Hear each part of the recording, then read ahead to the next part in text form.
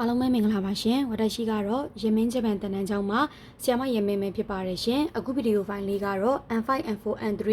speaking ပညာဒါနဒုတိယမြောက်ဗီဒီယိုဖိုင်လေးပဲဖြစ်ပါတယ်ရှင်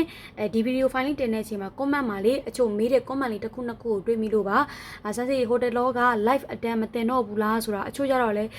ထပ်မသိလိုက်လို့ထပ်ပြောပြီးမယ်နော်ဒါရှိအဲ့ live attend ကို cancel ပြီးတော့ live attend မှာတင်ဖို့ရည်ရွယ်ထားတဲ့ဟာကိုပညာဒါနအဖြစ်နဲ့ပဲတင်ပေးလိုက်တာပါ live အချိန်ကိုမရှိတော့ဘူးပေါ့နော်ပြီးတော့တင်တန်းကြီးလေးယူလာမရှိတော့ဘူးအကုန်လုံး free ဖြစ်နေကိုတင်ချင်နေဆိုတဲ့ဟာလေးကို free ဖြစ်နေပဲကိုတက်နိုင်တဲ့လောက်တင်ပေးသွားတော့မှဖြစ်ပါတယ်ရှင်။ဘာကြောင့်လဲဆိုတော့လို့အခုခေတ် line အခြေအနေတွေကြောင့်မလို့အကြောင်းကြောင့်ကိုယ့်ဘက်ကလည်းတစ်ခါတည်းရမှာ line ခက်ခဲတွေရှိတယ်အဲ့လိုမျိုးပေါ့နော်။ကျောင်းသားများတွေကတင်တန်းကြီးပေးပြီးမှlive ဆိုတာမျိုးကလို့ကြည့်ပြီးတော့မှတစ်ချိန်နဲ့တစ်ပြန်နဲ့လိုက်ကြည့်လို့ရှင် feeling ပိုကောင်းတယ်ပေါ့နော်ပြီးတော့မှပြန်လိုက်ကြည့်ရတယ်ဆိုလို့ရှင်အဆင်မပြေဘူးအဲ့တော့အချိန်ညှိရခက်တာမျိုးတွေပြီးလို့ရှင် VPN အခက်အခဲဖြစ်တာမျိုးတွေ line မကောင်းတာမျိုးဘာညာတရကဆိုရင်တနန်းကြီးပေးပြီးတော့ကျောင်းသားတို့စီကတနန်းကြီးယူပြီးတော့မှကျောင်းသားတို့ကတင်ရတာအဆင်မပြေဘူးဆိုလို့ရှင်ကိုကလည်းအဲ့အတန်းလေးမှာစိတ်အဆင်မပြေဖြစ်သွားမှာကိုကအဲ့အတန်းကိုရည်ရွယ်တာလေကိစ္စတစ်ခုတည်းရည်ရွယ်တာဖြစ်တဲ့အတွက်ကြောင့်စိတ်မကောင်းမဲနဲ့စာတင်ရတယ်ဆိုလို့ရှင်ဘာမှမကောင်းတော့ဘူးကွာအဲ့ဒါကြောင့်မလို့အဲ့အစီအစဉ်ကိုဖြတ်လိုက်ပြီးတော့ကိုယ့်ဘာနဲ့ကိုယ်ပဲပညာရဏပဲတင်ပြီးတော့တာဖြစ်ပါတယ်ရှင်ဒါက comment မှာမေးတဲ့လူတွေရှိလို့ဖြည့်ပေးခြင်းတာဖြစ်ပါတယ်နောက်တစ်ချက်က N5 N4 N3 လို့ခေါင်းစဉ်တက်တဲ့အတိုင်းပဲ level 3ခုစာ grammar တွေပါပါတယ်နော်ဥပမာပြောရင်နံပါတ်1နဲ့3ဆိုလို့ရှိရင်1နဲ့3အိုက်က grammar ဆိုတော့ N3 ရပါနံပါတ်6 grammar ဆိုလို့ရှိရင် N5 နံပါတ်6ဆိုရင် N5 နံပါတ်5ဆိုရင်လည်း N5 ပါ N5 ပါနံပါတ်4ကကြတော့ N4 ပါပေါ့နော် day 1တုန်းက video 1တုန်းက grammar တွေကကြတော့ N4 ကဟာတွေပါသွားပါတယ်နော် level 3ခုရောထားတာဖြစ်တဲ့အတွက်ကြောင့် N5 N4 N3 လို့ခေါင်းစဉ်တက်လိုက်တာဖြစ်ပါတယ်ကဲစပြီးတော့တင်ပါမယ်နော်အရင်ဆုံးစုစုပေါင်းဒီ file မှာအမအနေနဲ့အတန်စကျဲလာပြီเนาะစတင်ပြီဆိုလို့ရှိရင် intro မှာပဲအတန်တိုးတာဒီ file မှာ6ခုရှိတယ်ပထမ file တုန်းကလည်း9ခုလို့တာတက်ပင်မဲ့ခွဲလိုက်လို့ရှိရင်ဒီမှာ2ခုပါတော့6ခုရှိတယ် grammar စုစုပေါင်း12ခုရှိမယ်နှစ် file ပေါင်းရင်12ခုမှာ9ခုက12ခုမှာစပြီเนาะ12ခုမှာ9ခုတဝက်နီးပါးက dictionary ဖောင်ကျောင်းသားတို့နှွေးထားရင်ပြောလို့ရပြီ12ခုမှာ grammar day 1နဲ့ day 2ပေါင်းလိုက်လို့ရှိရင် grammar 12ခုရှိမယ်12ခုမှာ9ခုကကျောင်းသားများ dictionary ဖောင်နှွေးထားလို့ရှိရင် dictionary ဖောင်နှွေးလိုက်လို့ရှိရင်ပြောလို့ရမယ်ကဲအဲ့တော့ dictionary ဖောင်နှွေးရင်ပြောလို့ရတာဒီ level မှာဒီဒုတိယ file မှာဘာပါလဲဆိုတော့တာဘီနီရဲ့ဒီနံပါတ်1 grammar နံပါတ်1 grammar နာမည်အကွဲတွေကတော့အများကြီးရှိတယ်အမကတော့ရှီကာ9တစ်ခုနဲ့ပဲပြောရမယ်ကျောင်းသားများကဟိုကာ9ယောရီ9ယောရီဟိုကာ9ဟိုကာရှီကာတာက9အကုန်လုံးတပြေးတည်းရအောင်ကြက်ထားဒါပေမဲ့ကိုယ်စကားပြောရင်ကိုကနှစ်ခုစာပေါင်းပြောမှာမလို့ဒီတစ်ခုပဲယူပြောမယ်နာမည်ကွဲတွေကတော့ရည်ရွယ်ချက်တူပြီးနာမည်ကွဲတာတွေဒါတွေရှိတယ်ကိုကတော့ဒါကိုပဲယူပြောလိုက်တော့မယ်ဒါဆိုရင်ဒီမှာ3ခု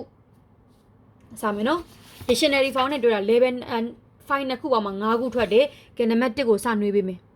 နံပါတ်1ကတာဘီနီရဲ့အိဗယ်ဒိုင်းနမူနာပြောလို့ရှိရင်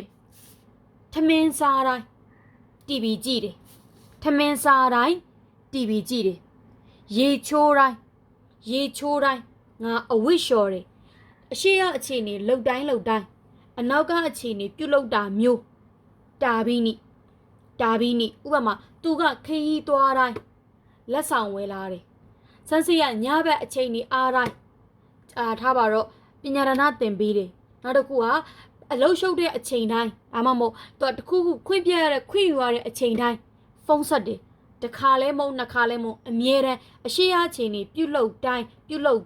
အနောက်ကအခြေအနေလဲပြုတ်လောက်တယ်ဆိုရင်တာဘီနီသူက dictionary form နဲ့တွဲမယ်ခေါင်းထဲမှာဒီနှစ်ခုတင်တဲ့အချိန်မှာ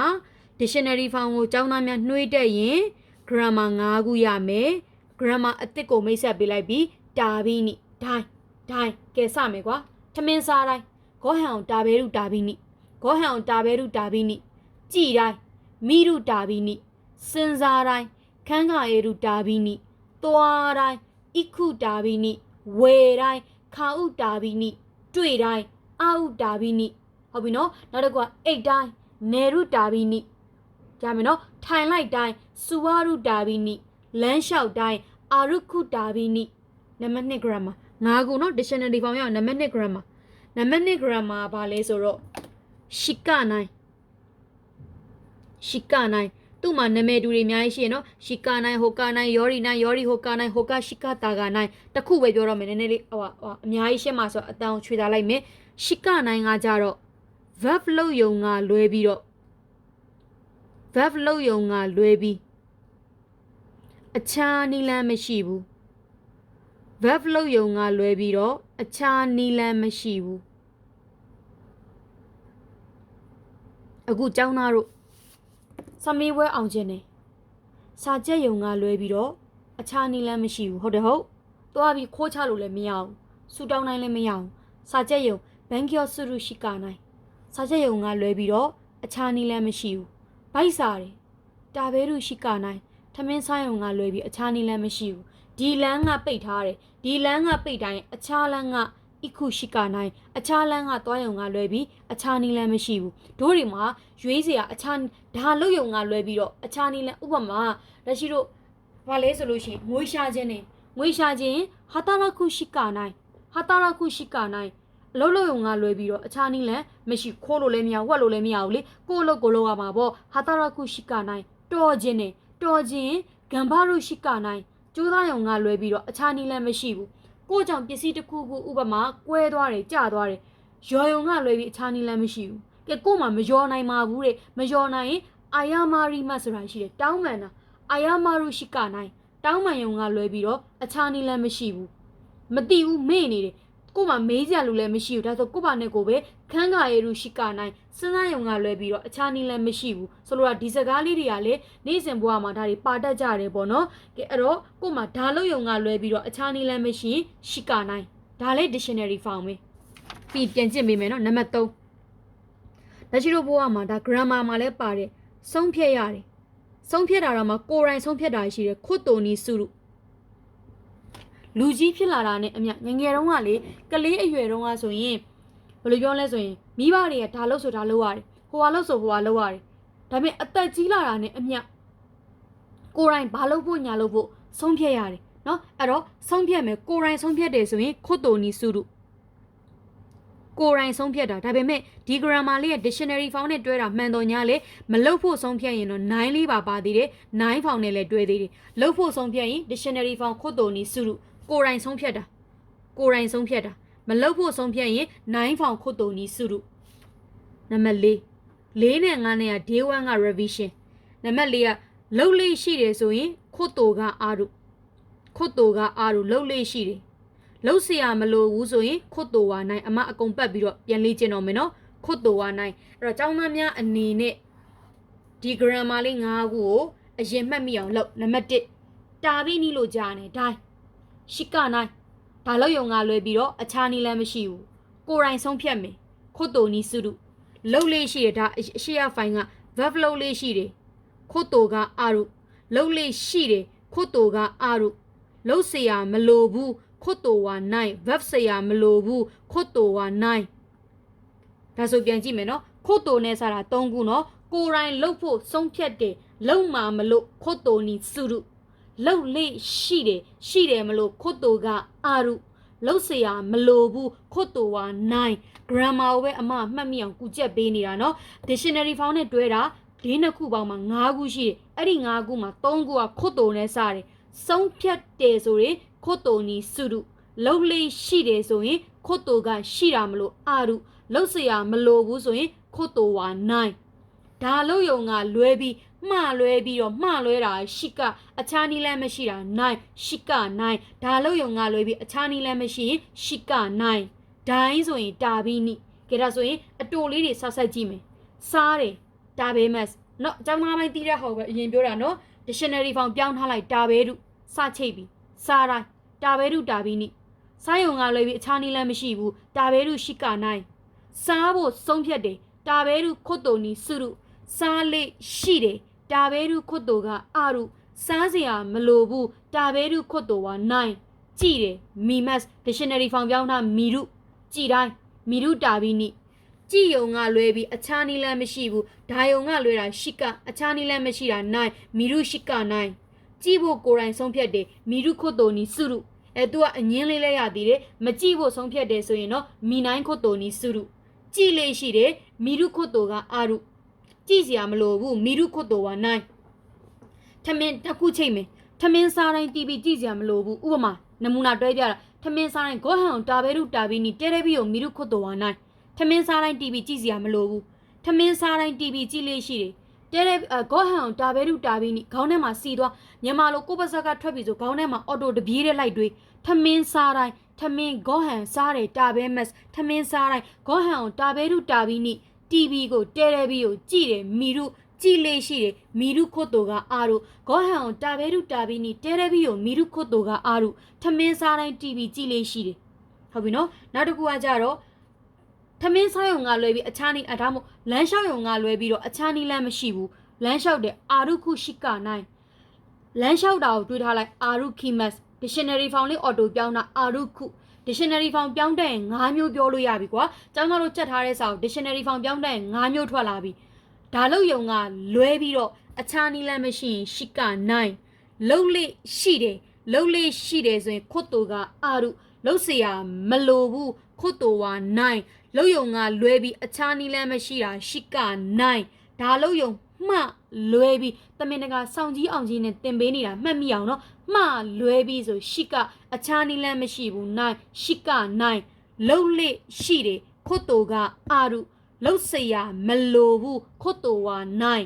ဆုံးဖြတ်တယ်ခွတ်တော်နီစုရုဒိုင်းဆိုရင်ဒါဘီနီဒါကဒီမှာ3ခုတင်သွားပြီ3ခုဒီနှစ်ခုက revision အဲ့တော့ dictionary found ပြောင်းတတ်ရင်12ခုမှာ5ခုရသွားမယ်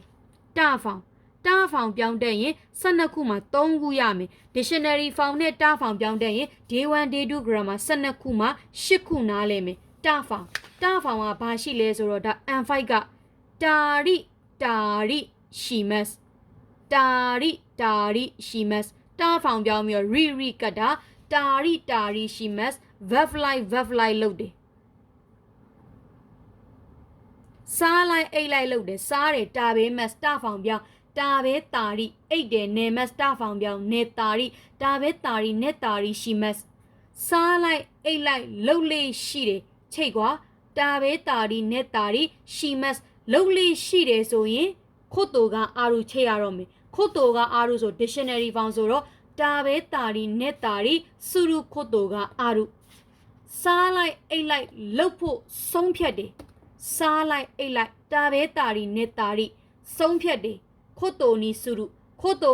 က dictionary found ဆိုတော့တာဘဲတာရိနေတာရိစုရုခွတ်တော်နီစုရုခွတ်တော်နီစုရုစားလိုက်အိတ်လိုက်လုပ်ယုံကလွဲပြီးတော့အခြားနည်းလမ်းမရှိဘူးတာဘဲတာရိနေတာရိစုရုရှိကနိုင်မတင်ပေးချင်တာကပြပြချင်တာက grammar တွေကအဲ့လိုမျိုးချိတ်လို့ရ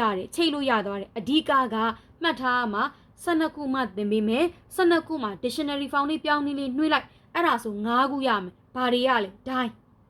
ဆုံးဖြတ်တာရမယ်လှုပ်လေးရှိတာရမယ်လှုပ်เสียမလိုဘူးရမယ်လှုပ်ယုံကလွဲပြီးအခြားနည်းလမ်းမရှိဘူးရမယ်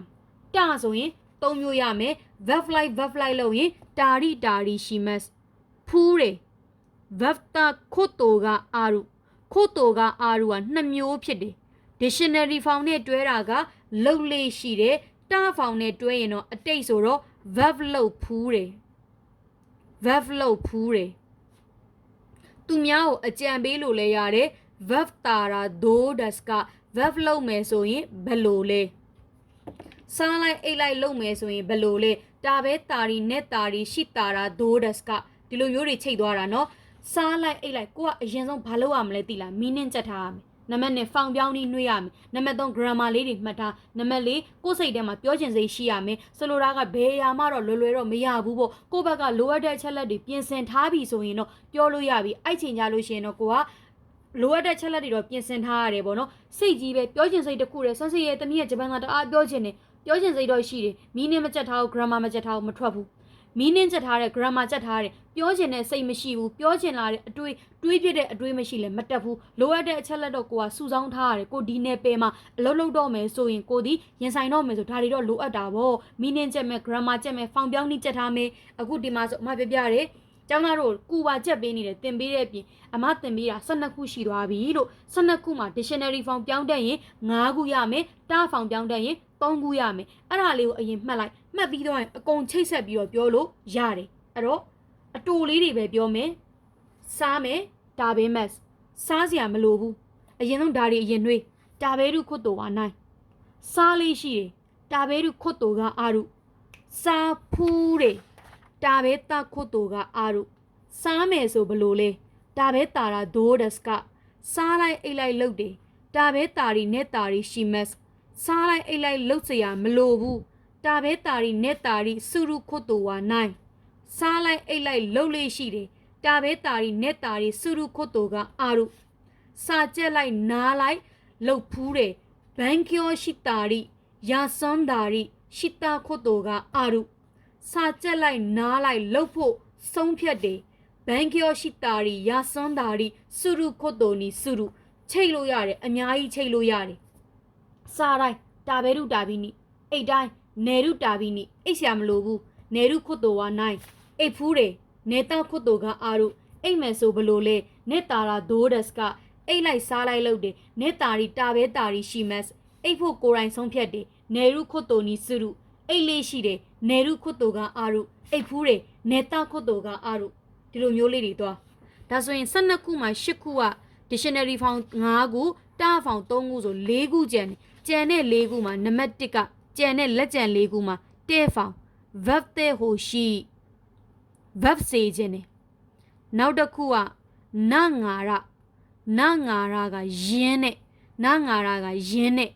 နောက်တစ်ခုကဒါအဟောင်းနှစ်ခုအသစ်နှစ်ခုသင်ပြီးပြီးသွားပြီ12ခုမှာ5ခုက dictionary found လို့ရမယ်3ခုကတာဖောင်လို့ရမယ်ကျန်တဲ့4ခုမှာတစ်ခုကတဲ့ဟိုရှိ verb တဲ့ဟိုရှိက verb စေခြင်းတယ်တစ်ခုကနာငါရကဲဒီမှာထောင်ကြည့်မယ်နော်စားရင်နဲ့ကြည်စေခြင်းနဲ့တာဘဲနာငါရာမိတဲ့ဟိုရှိစားရင်နဲ့ကြည်လေးရှိတယ်တာဘဲနာငါရာမီရုခွတ်တော်ကအာရုစားရင်နဲ့ကြည်စရာမလိုဘူးတာဘဲနာငါရာမီရုခွတ်တော်ဝါနိုင်စားတိုင်းစဉ်းစားစေခြင်းနဲ့တာဘဲရုတာဘီနီစားတိုင်းတာဘဲရုတာဘီနီခန်းခါရဲ့တဲ့ဟိုရှိစားတိုင်းစဉ်းစားဘူးတယ်တာဘဲရုတာဘီနီခန်းခါရဲ့တာခွတ်တော်ကအာရုအကုန်ချိတ်လို့ရတယ်အသစ်နှစ်ခုသင်ပေးမယ်အသစ်နှစ်ခုမှာတစ်ခုက N3 ဘက်ကတစ်ခုက N5 ဘက်ကနာရီမတ်က N5 နာရီမတ်ကဖြစ်လာတာအပြောင်းလဲတွေဖြစ်လာတာလက်ရှိရဲ့နေ့စဉ်ဘဝမှာအကုန်လုံးကအရာရာပြောင်းလဲနေတယ်သပင်းရှည်လာတယ်ပူလာတယ်အခုခေတ်ဆိုရင်ပူလာတယ်အေးလာတယ်ဈေးကြီးလာတယ်မှောင်လာတယ်လင်းလာတယ်ချောလာတယ်တော်လာတယ်လှလာတယ်ကျွမ်းကျင်လာတယ်ပြင်းလာတယ်အိမ်ငိုက်လာတယ်အချိန်နဲ့မျှပြောင်းလဲနေတာဒီဂရမ်မှာဆိုအချိန်နဲ့မျှသုံးလို့ရတယ်အဲ့လိုပြောင်းလဲတာတွေပြောခြင်းနာရီမတ်ကိုသုံးမယ်ဆို e ဆိုရင် e ကိုဖြုတ်ခုနာဆိုရင်နာကိုဖြုတ်နိနောင်ဆိုရင်နောင်နိပူလာတယ်အာဆွေရပူတော့ပဲရှိသေးတယ်ပူလာတယ်အာစကုနာရီမတ်လှလာတယ်ခီရေနီနာရီမတ်တော်လာတယ်ဂျောဇူနာဆိုတော့ဂျောဇူနီနာရီမတ်အမဒါလေးကိုနောက်တစ်ဖိုင်မှာထည့်ပေးမယ်သူကနည်းနည်းလေးရှင်းပြရတာများမယ်အမသွားစရာတခုရှိသေးတာမလို့ကိစ္စတခုရှိလို့သွားအောင်မှာဆိုတော့ဒါအချိန်လူပြီးတော့တင်ပြအောင်ဒါမမီဘူးမမီဘဲနဲ့အလော30လဲမှမတင်တတ်တာမလို့နောက်တစ်ဖိုင်ညမှာအေးဆေးတင်ပေးမယ်17ခုဖြစ်သွားတယ်ပေါ့ကွယ်17ခုမှာ5ခုက dictionary found 3ခုကတာဖောင်ကျန်တဲ့3ခုကကြတော့2ခုကအဟောင်းတဲ့ဟိုရှိနာငါတာနောက်တစ်ခုကနာရီမတ်ကဲအမကိုနမူနာပြပြီးတော့လေ့ကျင့်ပေးမယ်ဒီ17ခုကိုလေ့ကျင့်ပေးမယ်အရင်ဆုံး dictionary found ပြောင်းပြီးကိုသာဆိုကြက်လိုက်မယ်ကြက်ပြီးရင် grammar 5ခုရပြီဒိုင်းတာဘီနီဒါလို့ယုံကလွဲပြီးတော့အခြားနည်းလမ်းမရှိဘူးရှိကနိုင်ကိုယ်တိုင်ဆုံးဖြတ်တယ်ခွတ်တိုနီစုရုလှုပ်လေရှိတယ်ခွတ်တိုကအာရုလှုပ်เสียမလိုဘူးခွတ်တိုဝါနိုင်စဉ်းစားလေရှိတယ်ခန်းခါရရုခွတ်တိုကအာရုစဉ်းစားဘူးတယ်ခန်းခါရတာခွတ်တိုကအာရုစဉ်းစားဖို့ဆုံးဖြတ်တယ်ခန်းခါရရုခွတ်တိုနီစုရုစဉ်းစားယုံကလွဲပြီးတော့အခြားနည်းလမ်းမရှိဘူးခန်းခါရရုရှိကနိုင်စဉ်းစားတိုင်းခန်းခါရရုတာဘီနီစဉ်းစားစရာမလိုဘူးခန်းခါရရုခွတ်တိုဝါနိုင်စဉ်းစားမယ်ဆိုဘလို့လဲခန်းခါရတာရာဒိုးဒစက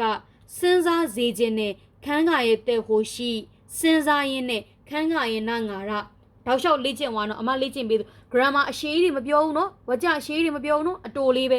ကြည်ရင်းနဲ့မိနာငါရကြည်စေခြင်းနဲ့မိတဲ့ဟိုရှိကြည်မယ်ဆိုဘလို့လဲမိတာရာဒိုးဒစကကြည်ဘူးတယ်မိတာခွတ်တိုကအာရုကြည်လိုက် နားလိုက်လုတ်တယ်မိတာရီရာစွန်းတာရီရှိမတ်ကြည့်စရာမလိုဘူးမီရုခွတ်တော်ဝါနိုင်ကြည့်လေးရှိတယ်မီရုခွတ်တော်ကအာရုကြည့်ဖို့ကိုယ်တိုင်ဆုံးဖြတ်တယ်မီရုခွတ်တော်နီစုရုကြည့်ယုံကလွဲပြီးအခြားနည်းလမ်းမရှိဘူးမီရုရှိကနိုင်ကြည့်တိုင်းမီရုတာဘီနီနော်နောက်တစ်ခုကနောက်ကြတိုင်းတောင်းမှန်ယုံကလွဲပြီးအခြားနည်းလမ်းမရှိဘူးအခုရဲရုတာဘီနီအာယာမရုရှိကနိုင်နောက်ကြတိုင်းတောင်းမှန်မှုဆုံးဖြတ်တယ်အခုရဲရုတာဘီနီအာယာမရုခွတ်တော်နီစုရုနောက်ကြတိုင်းတောင်းမှန်လေးရှိတယ်အခုရဲရုတာဘီနီအာယာမရုခွတ်တော်ကအာရုဟုတ်ပြီနော်နောက်တစ်ခုကနောက်ကြတိုင်းတောင်းမှန်မယ်ဆိုရင်ဘလို့လဲအခုရဲရုတာဘီနီအာယာမတာရာဒိုဒက်စကတောင်းမှန်စေခြင်းနဲ့အာယာမာရီမတ်ကလာတာအာယာမတ်ဟိုရှိပူလိုက်တာဟဲ့ပူလာတယ်